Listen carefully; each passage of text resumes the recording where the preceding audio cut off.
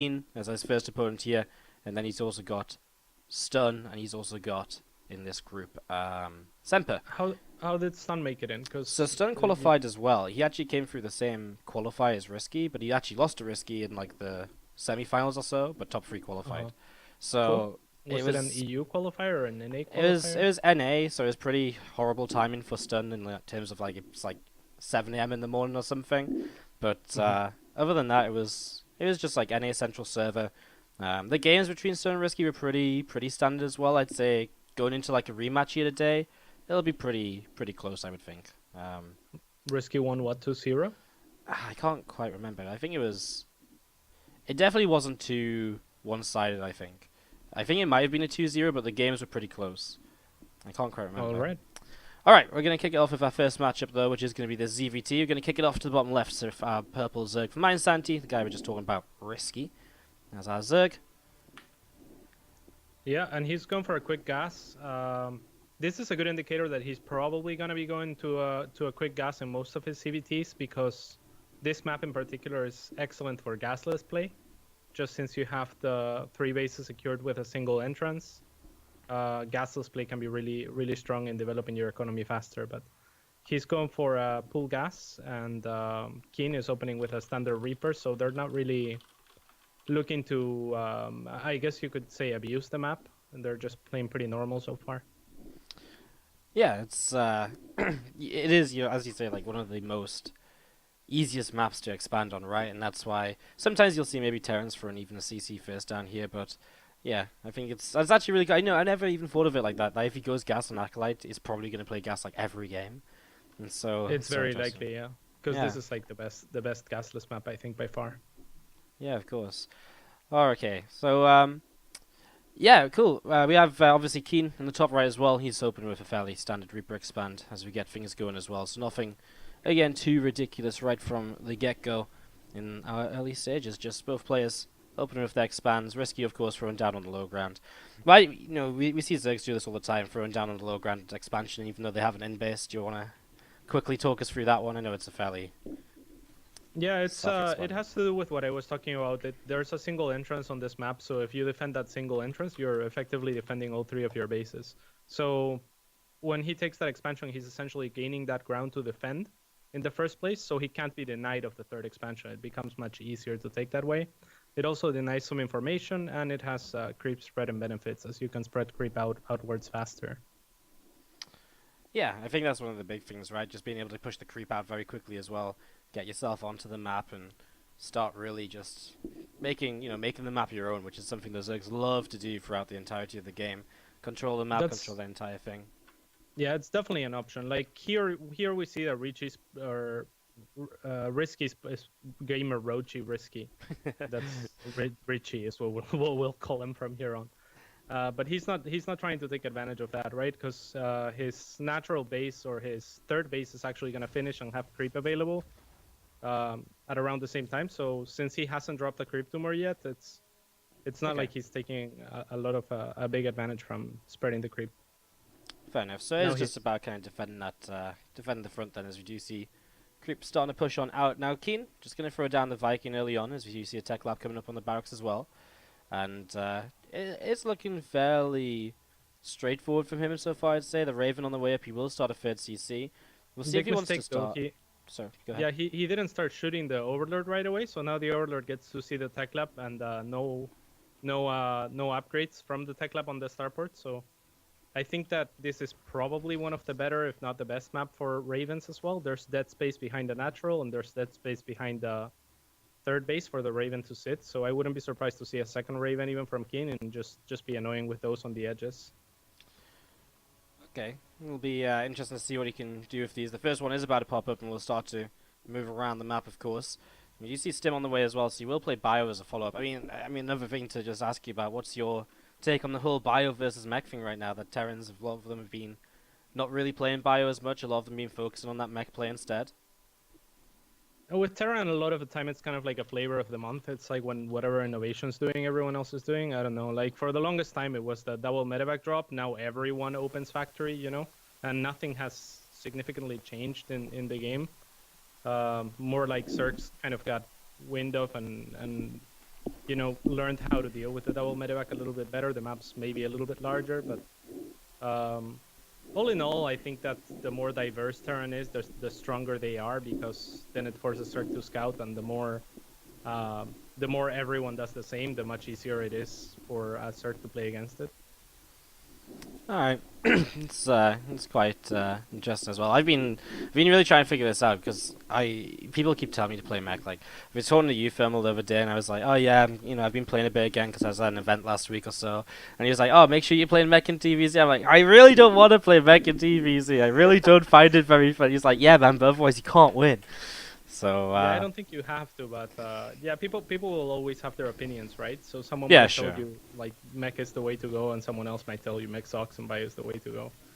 I think we just see kind of, it's just the meta, right? It switches into being kind of in style and in fashion, and then people sort of switch away from it again. I think we've already got to the point where we've sort of seen the stage where everyone's playing mech, and a lot of people are starting to go back to bio again for a while.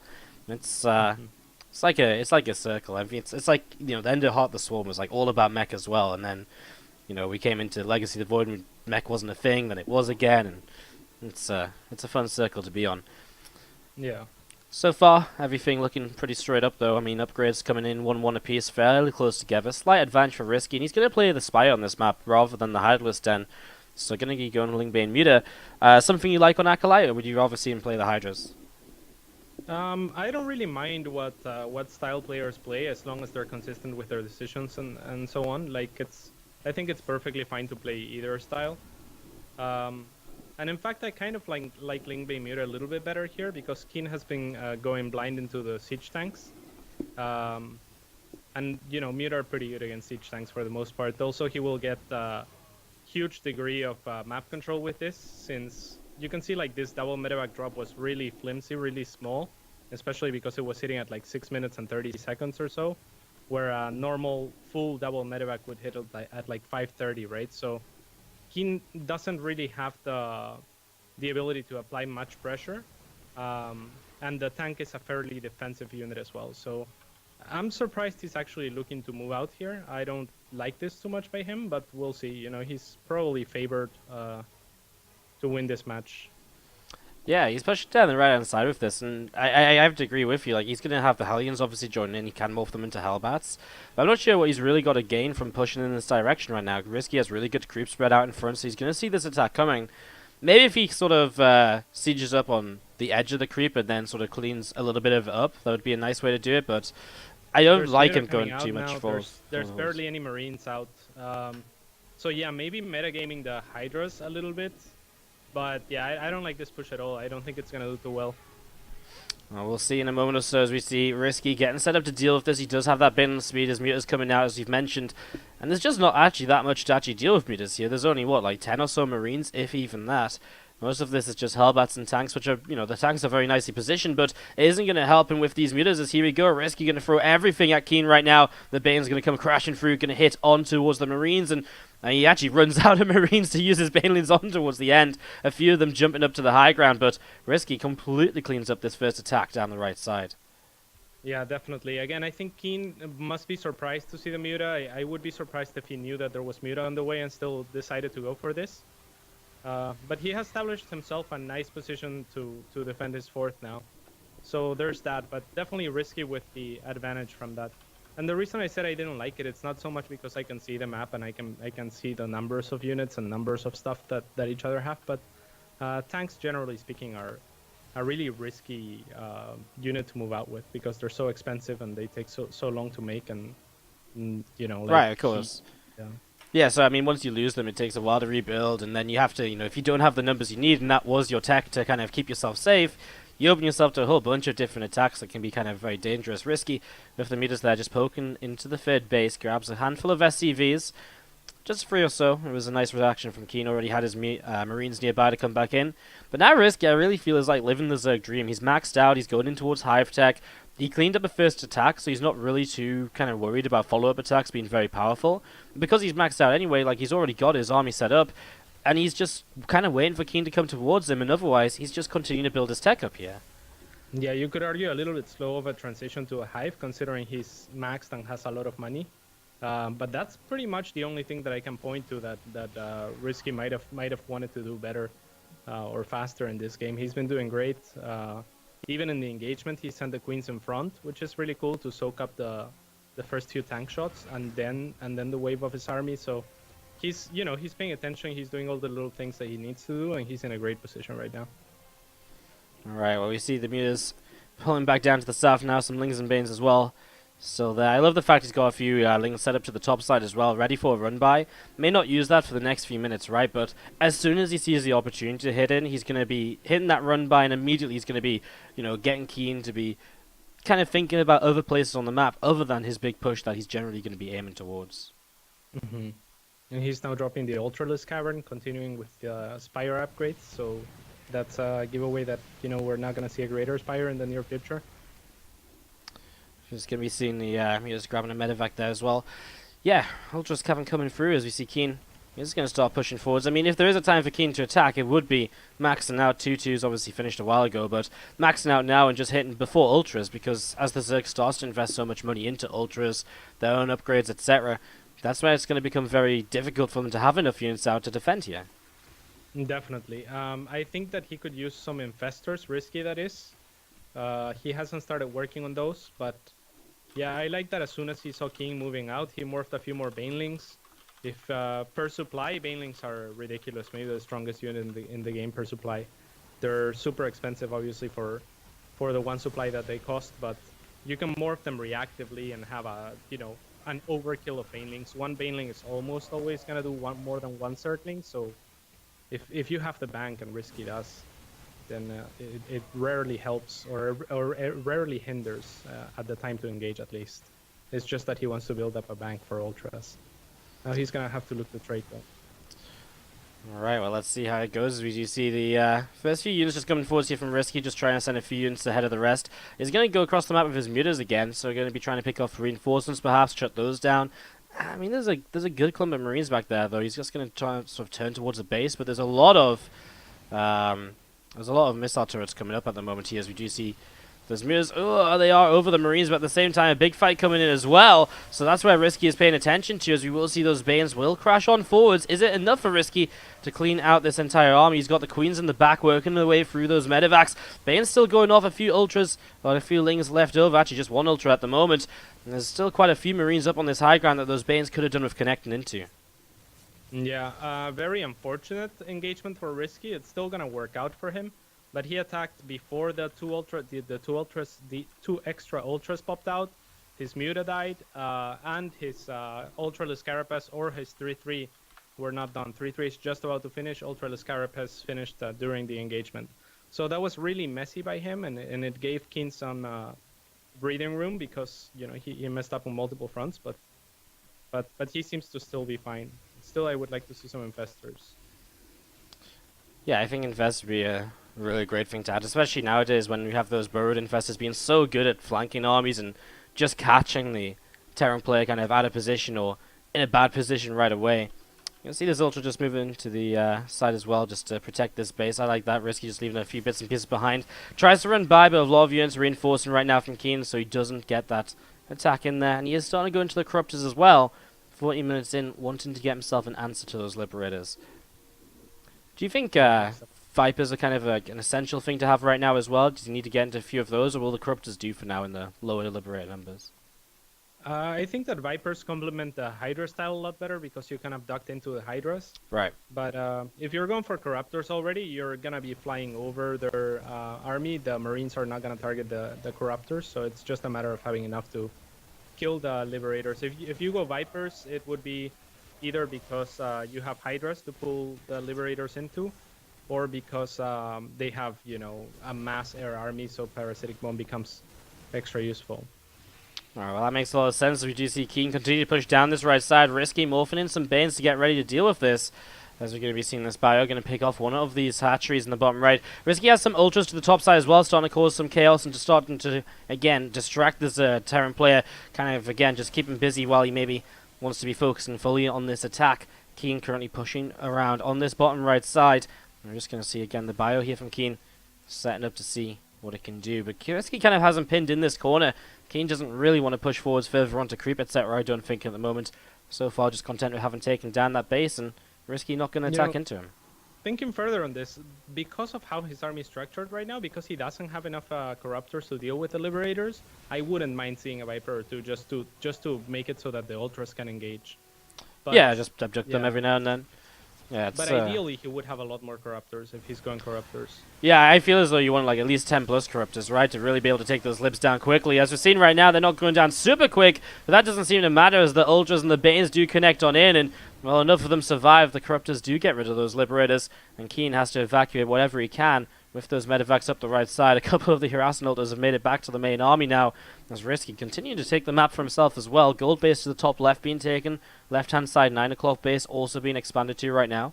Just taking bases around the map as we see corruptors going to push on forwards with these ultras, and he is going to come in towards a planetary fortress to fight here. A little bit of a tricky situation, but he feels as though he has enough to make this work. Yeah, and perhaps he does. He could have done a better job of focus firing the liberators in the front that were doing the damage. He instead went for the ones in the back, so that'll cost him a few more ultras than it perhaps should have, but ends up taking the base, and that's a win. Yeah, it is pretty indeed. broke. Yeah, exactly. That's the thing, right? KeeN really needs to start mining from a 5th base very soon. His natural mined out, main base mined out, and his 3rd is really not far behind. So to keep his economy going, he needs that extra base coming up here. And RiSky were throwing away a couple of ultras to kill that off because he himself has plenty of bases up. Even when he lost one, he had another one to mine from, another one expanding to. He was in the process of expanding to another already. I was just going to be seeing those ultras and corruptors moving around here for RiSky. And just looking for the next possible fight, which is probably going to be on the right-hand side again. Yeah, that's likely. There's also the first Infestor and Burrow coming out for RiSky, so that's cool. Yeah, nice to see him going in towards that, albeit quite late on into the game now. He's actually going to add a few more corruptors as well here, as we do see KeeN's army kind of cornered down to the bottom right again. He's still trying to push this position. Well, we'll see if RiSky can take it. He has 2 extra liberators compared to the first time this happened, though, so... And RiSky still with the same number of corruptors, a very low number. So I'm not sure that RiSky can engage into this. I would have preferred for him to go and deny that base again. Well, this is happening with a few ultras at least, because here's the brunt of the army of KeeN. Yeah. So KeeN making something happen for himself. Yeah, still pushing forwards. I'm a little bit worried about how he gets out of here, though. I mean, unless he just slowly pushes in with the liberators. RiSky is being added on a few more corruptors here and there, so it's getting to the point where maybe he can poke in, grab a liberator to this side or that side where the Marines aren't able to protect them. And KeeN's still in a bit of a... now, so can probably like 2-shot him now. Yeah, he's got quite a lot. He's building up into a few more before. RiSky doing a good job as well in the meantime of this sort of position down here. He was defending an attack to the left-hand side. His left-hand side base is being kept quite healthy. He did lose his gold base previously that we just saw him taken, but again, keeping the 9 o'clock up is something. Yeah, corruptors I think you were the really real thing right now. something in that KeeN was kind of boxed in there, so I don't know why RiSky kind of allowed him to just get out of there from that position, right? I think that you were right to think, oh, he's boxed in, how is he gonna get out? And RiSky wasn't thinking that way. He was, he was thinking, oh, I wonder when I'll have enough to kill fight him. him, So, right? Yeah.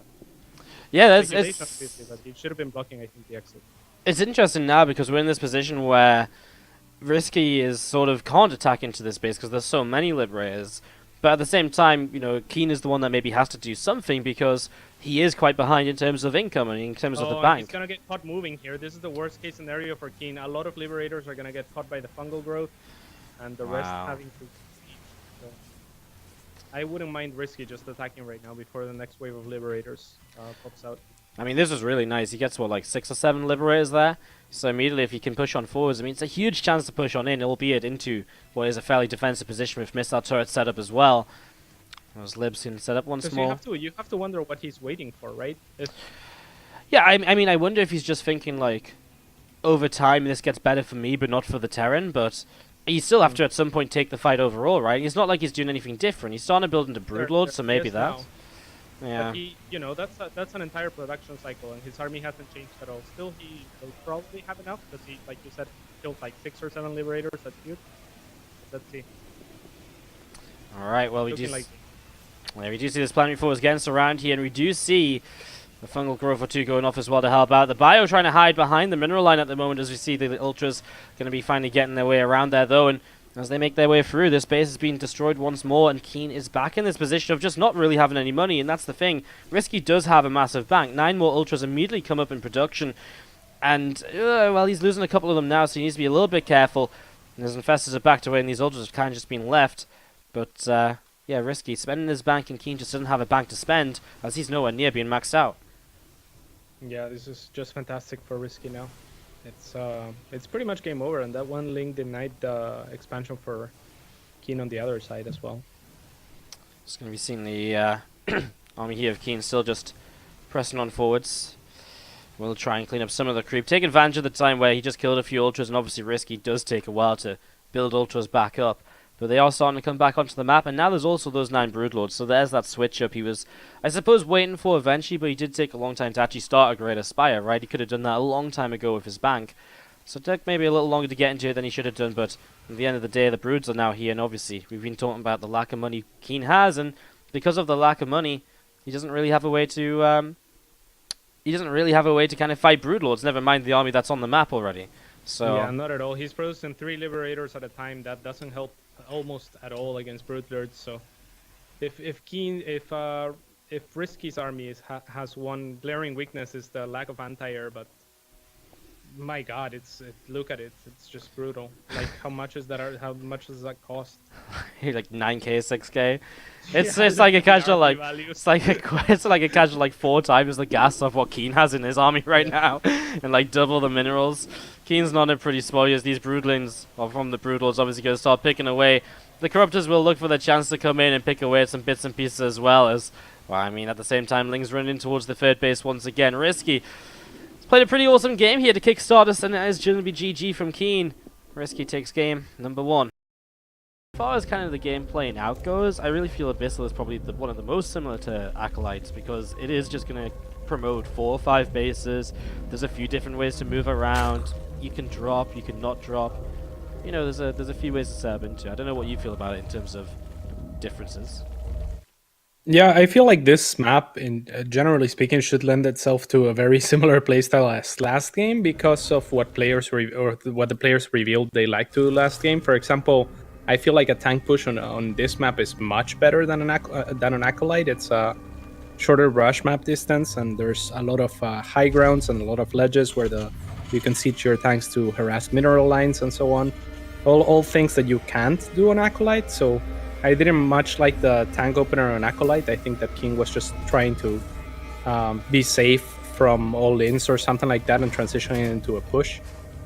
So if he wants to do the same on this map, I wouldn't mind that as much. For RiSky, I think that it's pretty glaring that he's going to go gas pool whenever he feels like it. And yeah, there's the gas on the pool. Yeah. And that's just because, like we talked about, Acolyte is like the best map to not do this, and he still did it there. Yeah, so going to play Hatch gas pool every game.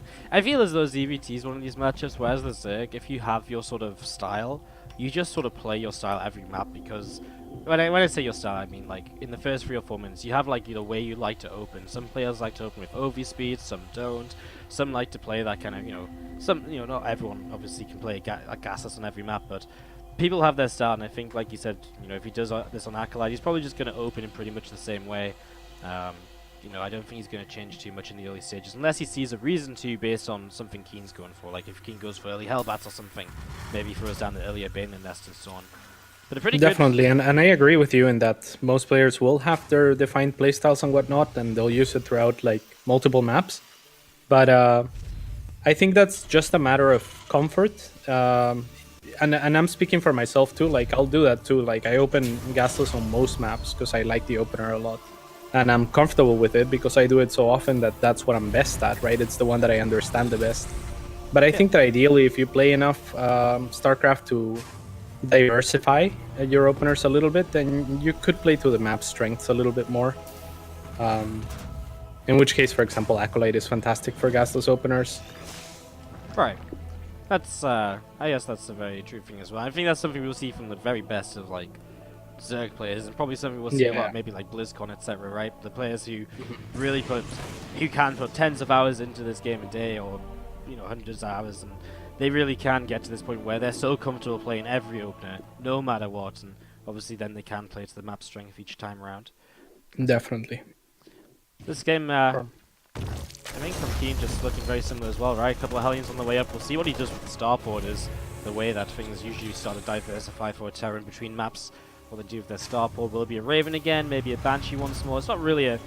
It's an okay-ish map for a Raven, right? You can hit the natural quite easily, but other than that, it's... You know, it's not as great as Acolyte, which has a lot of very good openings and mineral lines that are exposed to the edges. Yeah, agreed. It's a little bit worse than Acolyte, but the natural is just as good as the natural or the third on Acolyte, so it could still be Raven. It's going to be a Liberator, though, off of a Tech Lab. This is surprising. Well, we see Liberator range. Yeah, I mean, a Fusion Core would be one way to really change things up here. And Abyssal Reef is actually a good map for Lib range because there is a couple of spots that are just so difficult to reach the Liberator on. And especially nowadays, people don't really open roaches. It can take a long time to like get the Ravages up to corrosive violet down from a distance, etc. And that could just really mess with RiSky here. But so far, just a Liberator, and we're going to be seeing the Armory coming up. So he is going to be going for a bit of a Hellbat push towards the third base in the near future. So, I mean, you'd imagine it's towards the third base. That's the way that people usually set this up. We'll see how he does this. I mean, will he send the Liberator probably to the natural at the same time? And can he just use the Hellbat / the Liberator as a way to bait the Queens away to make the attack in the other location more successful? Yeah, we'll have to wait and see. The Liberator is really strange to me, and a second Liberator still working off of a Tech Lab makes you wonder why the Tech Lab was there at all, because he's making another one on the barracks now. So the Tech Lab on the starport has effectively done nothing this game yet. Maybe just to try and fake RiSky out and to think it's a Raven. I mean, it's the only real thing I can think of just trying to make it look like something it isn't here. Did you see these Hellbats? Well, they are getting into action on the third base, and the Queen's trying to split up. RiSky has to pull his drones away, isn't committing in with the Zerglings at all here, trying to wait for maybe a couple less Hellbats to be active, as at the same time the Liberator 9 mining time on the natural, and RiSky is barely mining at all at the moment. Absolutely. I think that that RiSky actually has the means to stop this. Not sure why he was waiting so long. Maybe he was waiting for link reinforcements to make sure that he crushed it, and you can see that he attacked with all the links at the same time. But one thing that he could have been doing is protecting his queens by just sending a few links in front, like 2 or 3. Because even one Zergling will proc Hellbat attack, right? Which means the queens get in another extra attack or something. So if you can send... But he always sends all the links, so I don't think he realizes the strength of that. Even here, if he sent a couple of drones in front, that would provide cover for his queens. And instead he's losing a lot of queens really often. Right, he's losing like every single queen he had here. I mean, almost all the Hellbats are cleaned up, but I mean, so much damage done by KeeN, I think. Like, at the same time, he's had these Liberators which have been denying mining time. Now we've got Hellions running by into the natural as well, and a couple more queens coming down to help with that. Not too many more workers lost, and the Lings will finally push this back, but he really lost a lot there. When you lose this many queens, it really hurts you for the rest of the game in terms of following up and being able to spread creep out. There's a lot of negatives that come from not having those, as we will see KeeN switching it up completely. He's going to play mech here on Abyssal Reef. Yeah, and one might look at the supply and be a little bit deceived in that RiSky is still ahead. He's still ahead in workers even just so marginally, but the problem for him is that he didn't manage to develop anything else behind that. Like, he doesn't have any tech. He's just now getting the evolution chambers for the upgrades, and he was mostly just working off of link speed and making a bunch of drones. So his economy is still good, but he suffered terrible losses, and well, you don't see that reflected in the supply. It's, you know, ghost losses because he doesn't have so many things that other Zergs would have at this point. It's one of those weird things where a lot of the times Zergs come out of attacks and they sort of look okay from the get-go, but you look like 2 or 3 minutes down the line and you'll start to realize just why it was really bad for the Zerg. And we'll see KeeN, he's obviously already just building up into so much army. A couple medivacs on the way out will drop these 4s across the map, and this has been a very annoying thing for Zergs lately as well, these 4 drops, and especially when there's very few queens, it's going to be very difficult to actually shut them down by not being able to get any damage onto the medivacs. I mean, the Lair's only just finishing as well, so he's really got nothing right now to turn this away, and this is basically just going to be so much free damage that KeeN will just rack up over the next couple minutes with these 4s. Yeah. To your earlier point on the Liberator, maybe if he had researched from the Tech Lab to fake a Banshee or something, because if he was faking a Raven, the spore positioning would be very similar if he was to drop any spore for a Raven or a Liberator. Yeah, I know what you mean. Like, it just really doesn't add up, does it? Like, maybe he just changed his mind when he went to the Tech Lab. I really don't know.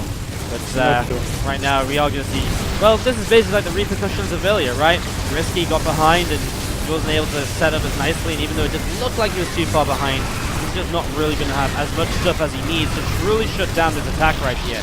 And I mean... Yeah, and this attack isn't even a huge commitment by KeeN, by the way. Like, if this attack gets crushed, he saves both Thors, which are the units that cost money.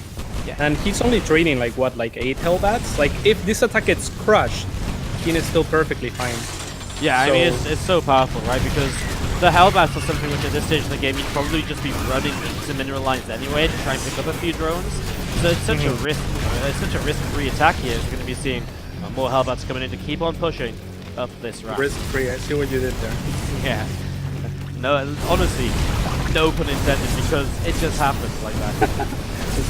It's crazy. Anyways, tanks arrive as well. This is going to be drones continue to get picked up. This is looking as though it's going to be too much for KeeN.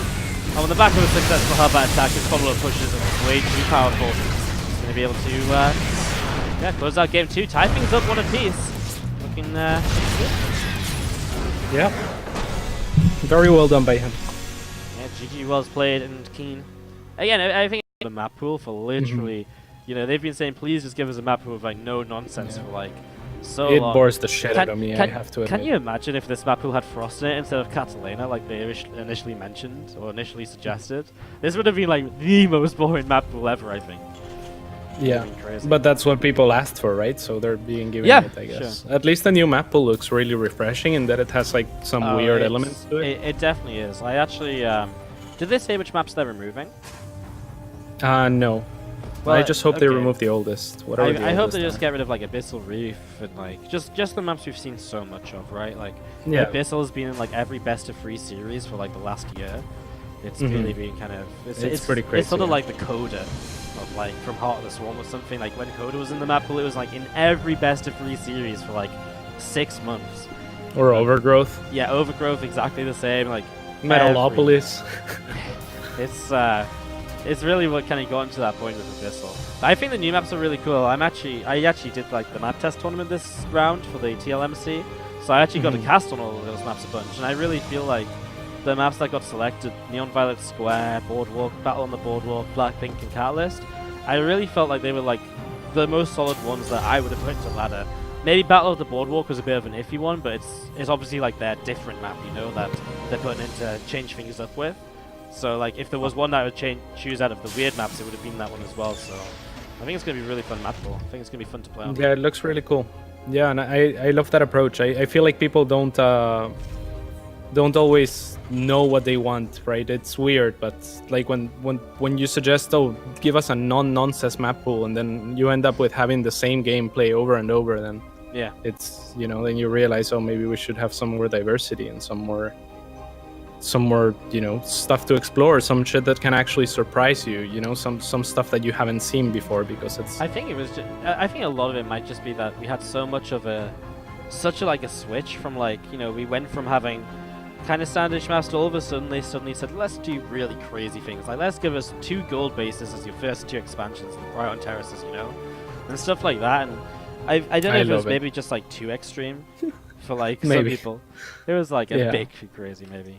But yeah, there's a little bit of pushback always when there's stuff like that, a little bit too crazy.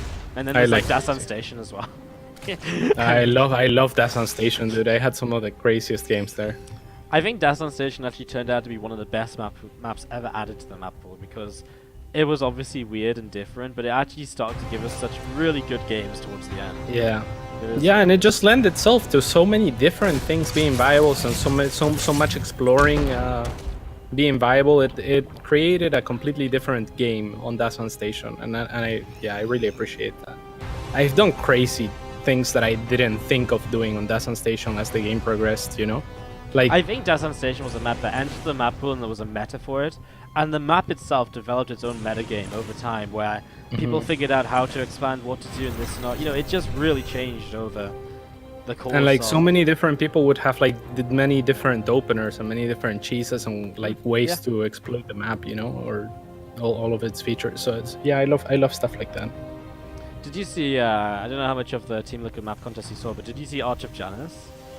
No, I didn't. This map was like the craziest map. It was made by the maker of Dasan Station, And basically, nice. you spawn in the bottom left corner, both players, with like basically like 1/4 of the map is just 4 gold bases, and you spawn on one of them.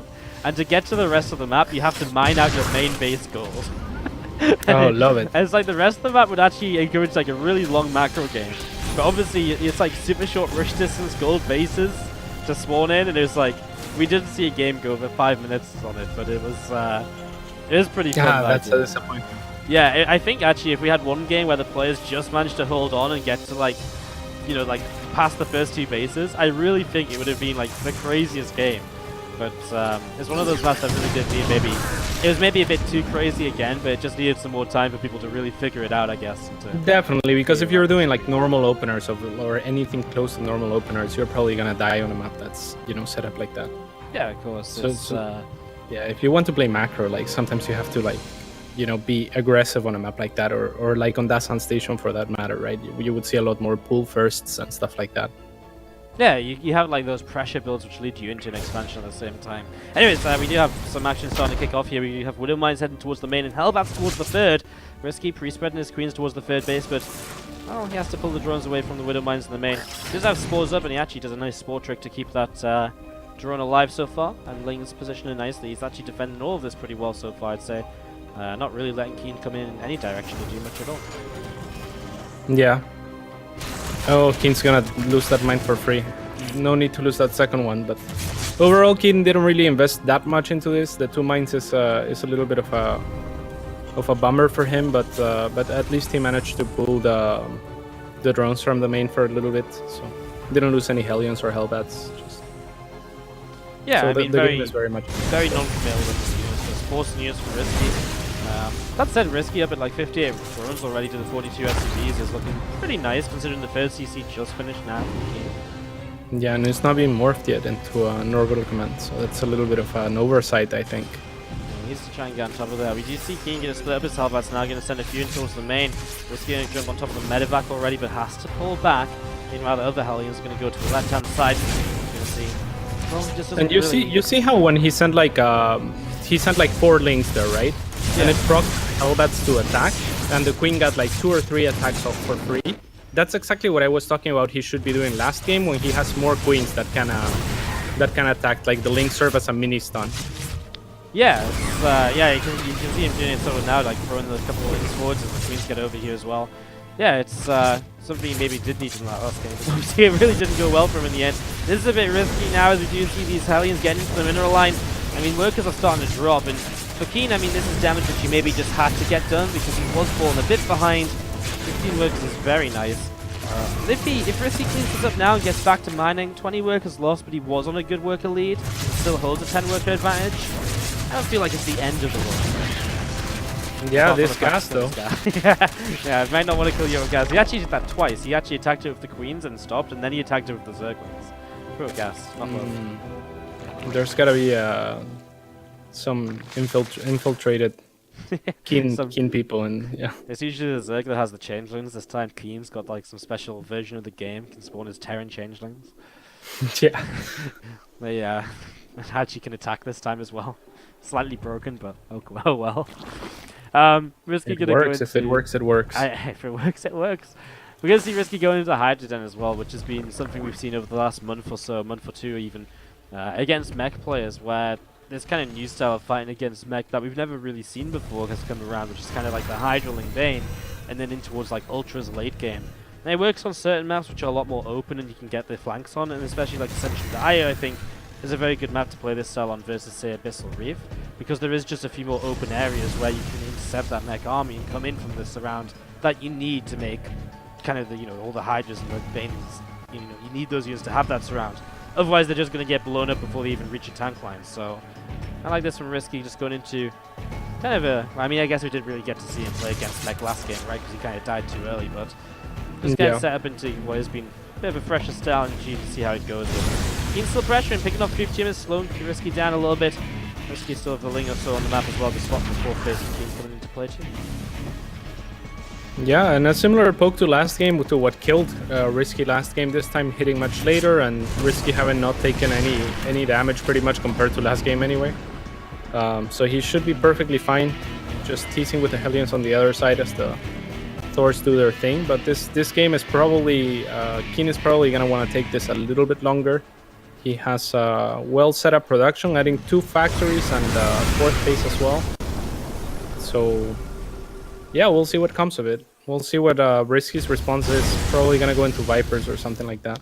Yeah, I think you have to start going towards the hive tech sooner rather than later now for RiSky, because you even need to get the Vipers up to help you take engagements with the Blind Clouds, or you need to get the Ultras up to help you charge into the engagements and not lose everything in just like 3 volleys of tanks. So No, Brutes are fantastic against tanks as well. yeah, Brutes definitely, but I think the thing is with Brutes, it just takes so long to get them set up, you know? I think it opens you to too much of a time, like, just because you have to make the Corruptors as well, and that really, like, leaves you kind of open to the attack for a while. We'll see what it goes for. Hive on the way. This upgrade's maybe the choice from RiSky as well, continuing on. He did high, I guess he's already got position anyway, right, so makes sense. This is kind of an awkward position for RiSky, who is making now Banelings. That's going to help out a lot with Hellbats, and he's going to need a huge pre-spread of units here if he wants to trade efficiently. He had an opportunity to jump on this before the tanks were sieged, and I thought that maybe was the opening that he should have taken, because his army is not gonna improve in a long while. Like, he's not waiting for Vipers or any critical piece, so it's gonna be really difficult to trade into a KeeN that's already set up, and that's what we see here. Yeah, these tanks are doing so much damage. I mean, we saw this one good for RiSky. He actually killed the meta with the Lings, though. Inside. Oh yeah, the Lings. I mean, with this, no Hellions being here anymore, they're going to get on top of the rest of these tanks, and, well, RiSky just about manages to clean up the rest of this, but he needs to get more units out now to keep on defending, to stop further units from setting up another siege like that once again. Yeah, and KeeN is going to continue to do this, very smartly repositioning the tanks on the high ground here, on very annoying positions to get rid of those tanks, as there's minimal surface area even for Lings around. And I think he's just going to keep doing this. The Planetary Fortress is going to shoo away the Lings. He has a heads up, so he should be able to... Oh, he's not. He's not going to fix the supply depots. Small mistake there by KeeN, as we do see RiSky. And it's only 4 Lings, and they actually go on a couple of SCVs anyways. Doesn't look as though they're going to get too much more done. RiSky's still just setting up, and he's another round of Banes here perhaps shortly. He is going to opt for that Ultra Cavern right away now the Hive has finished up. Then is going to have to deal with these Hellions running by towards his mineral lines though, and those Hellions going to trade so well against those Zerglings as they scramble to get into the round they need. Hellions finally going down. He's still in a very non-pressuring position though with these tanks, and see what he does now. Looks as though he's maybe even pulling back a little bit, at least up towards just purely into the high ground, which gives RiSky a little bit more time to breathe and to take a moment or so to figure out what his next move is. And he is going to get the Vipers up now as well, so the next fight we're going to see will be so different from that previous fight, because RiSky's going to have so much more tech in his army. Yeah, and I'm not sure why he's conceding that ground. It's like you said, it's exactly doing that, right? Giving RiSky some time and some room to breathe and get whatever he needs to answer this. Because KeeN's composition isn't really changing much. He's adding Vikings now, but and the Hellions though. Big run by towards the natural expansion, entire mineral line going down. It's a lot of Hellions, mind you, and that's maybe the issue here, because RiSky yeah, he won't be able to defend us with the Lings. We'll have the Hydras coming up here, but maybe that's a chance for KeeN to take position elsewhere on the map at the same time. 28 workers is a lot to lose out on here, even if it is 15-ish Hellions that you're going to pick up on in the end. Definitely, and he's RiSky was already remaking the workers during that attack, so his economy won't be too hindered, but that's a big part of his bank. They're pretty much dead even now as far as bank is concerned, and army value is pretty much dead even as well. KeeN with a little bit more gas and RiSky with a little bit more money invested into his army. So still, I love this positioning by KeeN. I would maybe like a couple more tanks on the high ground, and I'm not sure why he continues to be so hesitant in just pushing forward and slowly setting himself up. I mean, he's only giving RiSky time to like get Vipers out and set room. We're all going to see RiSky this time will jump on this army much faster. His Blinding Clouds are a little late to the party though, so these tanks are doing a lot of damage, but now the Blinding Clouds are there. This Hydra Ultra Force is starting to work its way through, but is it going to be enough for RiSky? The Vikings got rid of the Vipers, and because of that, the last couple of Blinding Clouds that were maybe necessary here were not able to come down, and KeeN takes a very solid fight, comes out of this very far ahead. Yeah, and it is exactly as you pointed out. He engaged before the Blinding Clouds went down, even though there's little anti-air, there's like 5 Vikings at the time maybe. So the Vipers really can get in position and get to throw those blinding clouds before the engagement, so that you don't lose units from that first and second tank volley, and then all of a sudden you kill the tanks much faster before the blinding clouds were out. KeeN pushes in. It looks as though RiSky is going to be on his last legs here. I mean, impressive stuff from him in game number 1. Really controlled the first game. Really did take the first map and made it look, very, it was very solid from him.